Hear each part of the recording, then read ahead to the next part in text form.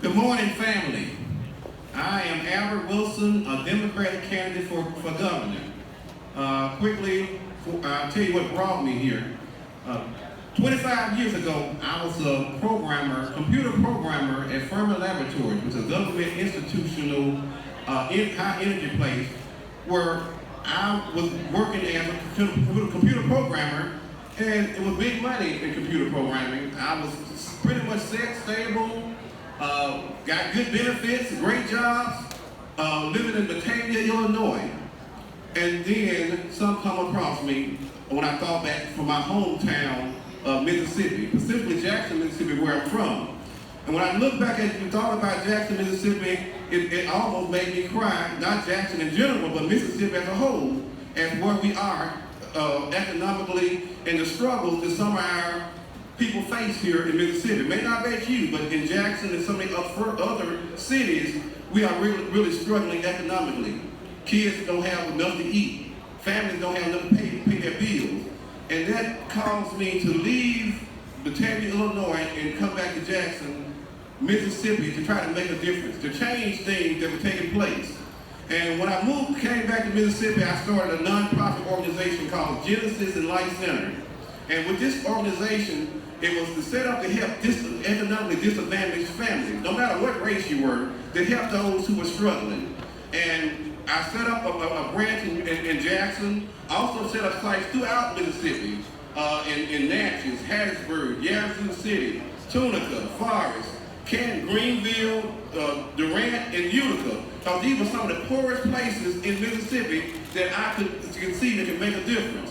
I set up programs for youth, after-school programs, summer program, drama program to help improve the lives of young people and help build their self-esteem and make them better young men and women. And I also went on and set up a program for senior citizens called Senior Social Club to help improve the lives of seniors and make their last days their best days. And I didn't stop there because we want to try to help with the whole family. So I set up workshops and seminars to help regular folks to find jobs and do better and be better. Set up workshops for opioid workshops. We did 4 of them last year. Just finished one a couple of weeks ago for youth because we know it's an issue that's threatening our state. And those services were set up to try to help better their life. And over 25 years, I've been writing grants, managing budgets, and doing all manner of things to try to make Mississippians' lives better. Because we know we need a change. We need something different. It's easy to talk up here, but I'm talking action. 50 years ago, my dad, Howard Wilson, he was a farmer in Canton, Mississippi, 3rd grade education. He had to leave Mississippi because of much discrimination, but no opportunities, economic opportunities, 50 years ago. 30 years ago, myself, a computer programmer with a degree, a Bachelor of Science degree from Jackson State University, with some discrimination, but still no opportunities, that I had to leave Mississippi, move to Atlanta first, and then to Illinois to find economic opportunities. 2 years ago, my daughter, Victoria Wilson, just 2 years ago, graduated with a degree from University of Southern Mississippi. Little discrimination, but still no economic development. So she had to move from Mississippi and go to Dallas. All our tales are the same in one matter. Great that the discrimination got floored. It's not as much discrimination, but the economic opportunities are still not there. 50 years now, and she has to face the same problems that her granddad had to face. And not only her, a lot of our young people are graduating, leaving Mississippi. And we're losing a lot of innovation, and we're losing some people that are competitive to help move our state forward. And we don't have, when it comes to big states, the big companies, they're not going to come because we don't have the workforce to suffice that. Mississippi, we collect about $6 billion in revenue each year. And we spend out $14 billion in revenue. And we got a lot of people calling themselves conservative. They throwing that out, that sound out as conservative. That's not conservative. You spending more money than you bring it in. I might call myself an eagle. That don't mean I can fly. So don't get bothered by these different signs and services. That's because it's not. Because we are spending our money. Mr. Bob just mentioned it. A lot of the billions of dollars that we bringing in going towards these trial lawyers. And Mr. Hood, they calling him the one calling him, but it's not just the Democrats doing it, Republicans also. Because when we go to trial, it's not just Democratic lawyers, trial lawyers, it's Republicans as well. But we spend a lot of money on divisive issues that are taking place. It don't matter what you think about the heartbeat bill, or the carrying the guns, or the legal discrimination where you're not allowed certain people access to the services. Even the flag, our Confederate flag, don't matter what you think about those issues, but the problem is we're spending so much money on trial lawyers, making them rich, going to trial, fighting for it. So I'm here to bring real solutions to real issues that are taking place. And we got to do something about these trial lawyers. Mr. Hood and Mr. Schuler, two persons I'm running against, we spent wasting so much money with three trials with Mr. Schuler. And this money we better invest in education, better invested in our infrastructure, better invested in jobs. So I'm running to bring real solutions to real problems that threaten our state. And Mississippi is ranked 49th, y'all. That's last in every metrics of growth.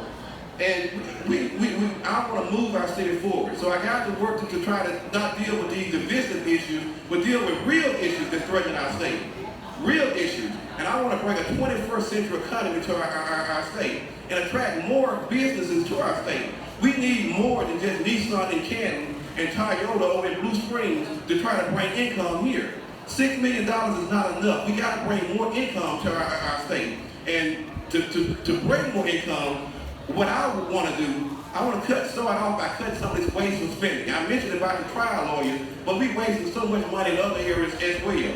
And I want to cut and kill this good old boy trial lawyer billionaire club. We got to get cancel that, but we put our money back into our people, into our state, versus for trials each month.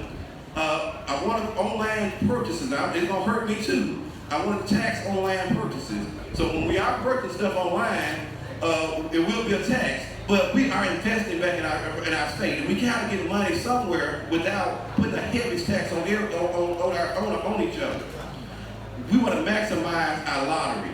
We're going to have a lottery coming in. If we don't watch it, we'll be spending it all on trial lawyers and wasteful spending again. But you need someone who is fiscally responsible.